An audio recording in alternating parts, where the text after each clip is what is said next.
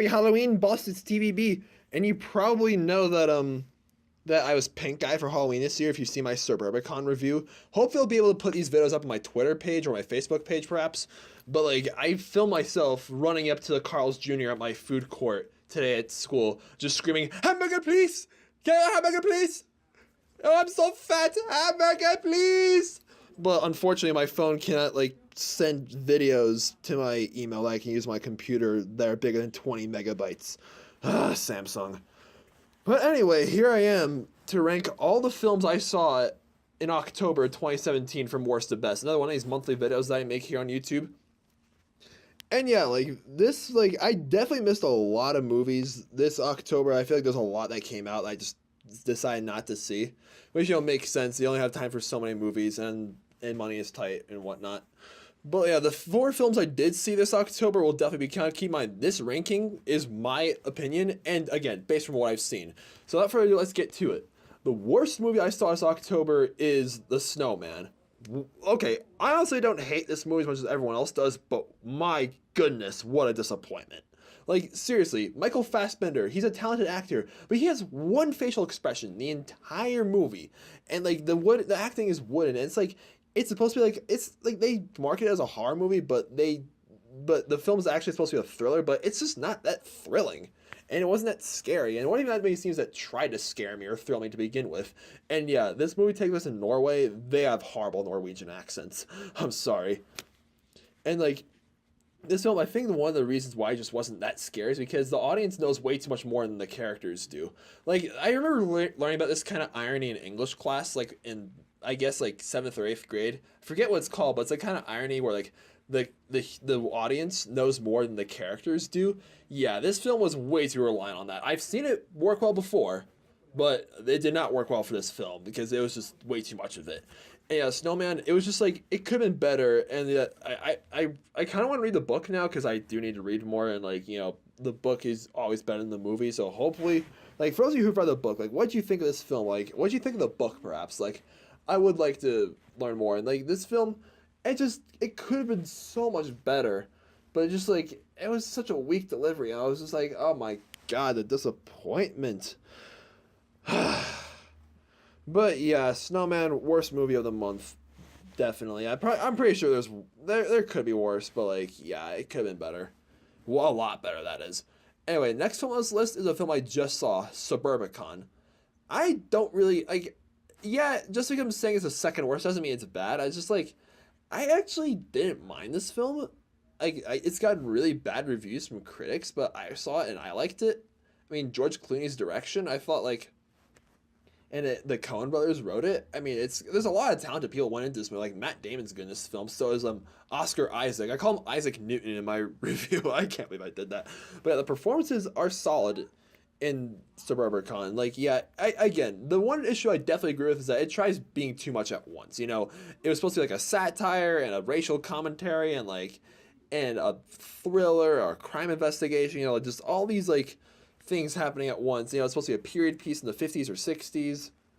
Yeah, just way too much at once. It could have just taken it step by step. You know, like, 'cause I've seen films that have like tried being multiple things at once done before. It has worked well, but like it made this feel very choppy. But again, I was entertained, especially by the second half. Like, yeah, the first half like was slow. The second half things definitely picked up, especially at the end with, you know, the milk and the sandwich. But yeah, Suburbicon, I know a lot of you guys would disagree with me when I say this, but I enjoyed it. I had a good time with it. Like, it is what it is. I mean, I gotta be honest. Like, if I like a movie that everyone hates, I will give my honest opinion. I like this movie, Suburbicon. I had a good time with it, even though a lot of people just hate it. And if I didn't like a movie that everyone else loves, then again, I gotta be honest. Like, this movie, I thought it was overrated. I mean, if you like it, that's great. And you're entitled to your own opinion. I just wasn't a fan. That's all there is to it. Like, you know, you just get like, we live in such a toxic environment where you share your opinion, like everyone just comes at like a pack of wolves. But like, as frustrating as it can be to respect other people's opinions, sometimes you just have to respect it. Like, I've met somebody who likes Normal on the North, and you know what? That's his opinion. I don't want to know how much acid he was tripping on when he watched it, but that's his opinion, and I respect that. Anyway, I went off on a tangent. Just like, respect my opinion for enjoying Suburbicon, and I'll respect your opinion on it. But the second best film that I saw this October, and this is a big surprise for me, was Happy Death Day.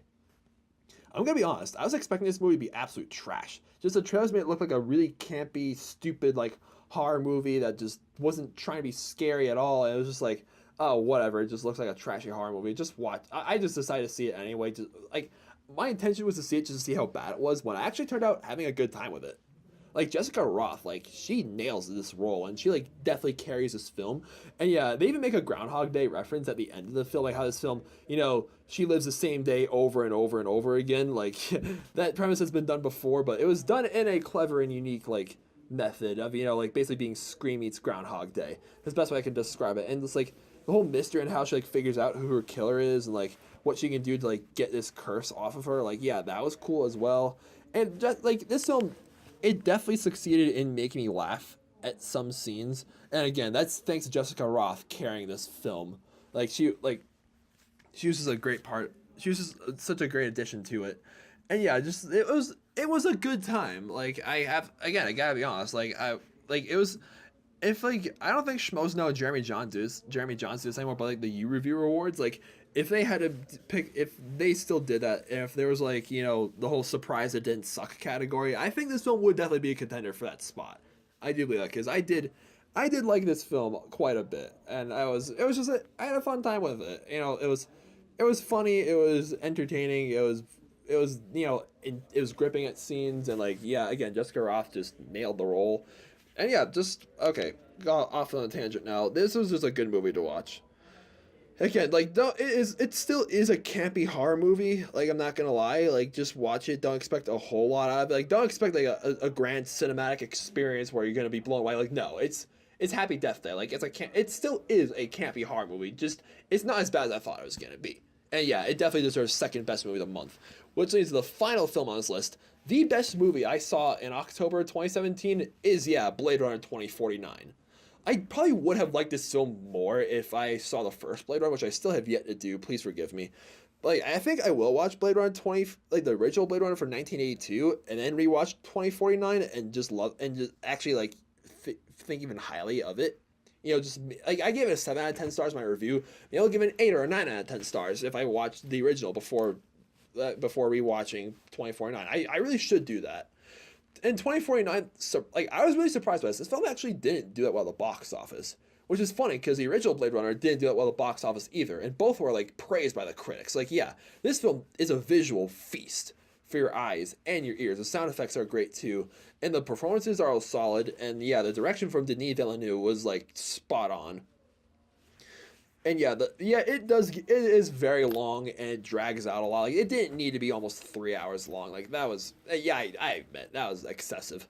But I was still, like, the action scenes, while yeah, they're few and far between, were super gripping. This film, like, yeah, it was very well directed, very well edited. Like, the visuals were on point. It was gripping. It was sexy. It was well acted. Like, it was well written. I feel like this film could be, like, you know, it could get the same cult status that the original Blade Runner has all these years later. Like, I could see that happen. Like, these are two, like, this film and its surprisingly good sequel years later have gone down as, like, you know, these films that have gained a cult following and were just totally misunderstood at the time. Like, yeah, again, this film was praised critically, but it didn't do well at box office for reasons I can kind of understand. You know, like, it came out, like, 3 decades after the original, and it was very long, you know, not really the ideal casual film going experience, and with its R rating. You know, like, people need to realize, like, yeah, R ratings, like, it can make films a lot more realistic, and that's always a plus, but it can also, like, limit their audience to just adults and not, you know, like, and yeah, kids are gonna, like, buy tickets to, like, PG movies just so they can sneak into R-rated movies, but, like,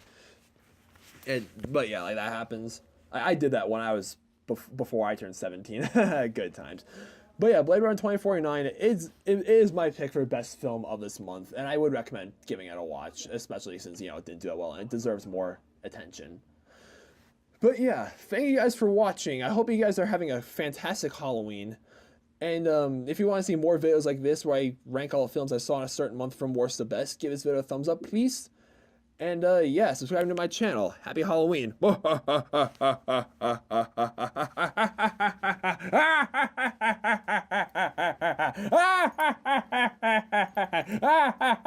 like Michael Jackson.